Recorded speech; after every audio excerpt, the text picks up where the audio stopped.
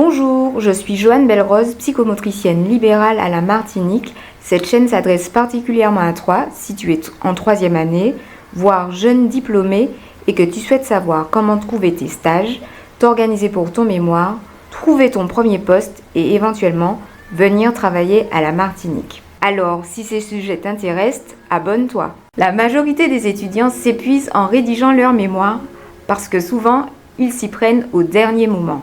Or, au dernier moment, il faut penser la fin de son stage, préparer et réviser les épreuves finales du diplôme d'État, penser à la passation de la mise en situation professionnelle avec la maîtrise des tests de psychomotricité, et tout cela engendre du stress sur cette dernière ligne droite. Le vrai problème, c'est de vouloir faire tout parfaitement dès le départ. Alors on cherche à tout faire parfaitement puisque l'on veut que son mémoire soit novateur, qu'il vienne exprimer quelque chose qui nous ressemble de la découverte de la psychomotricité.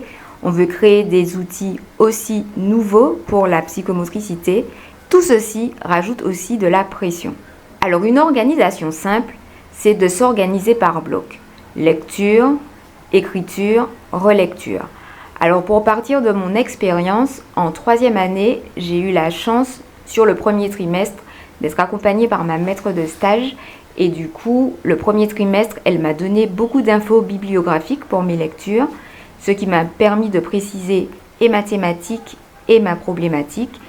Et du coup, durant les vacances de Noël, commençaient déjà les premières lectures de livres. Comment intégrer le mémoire, sa rédaction, dans une semaine déjà chargée ? Partant de mon expérience, du coup, en allant en stage, je commençais également à lire dans le train les différents articles qui m'étaient nécessaires pour cette référence bibliographique et pour la théorie.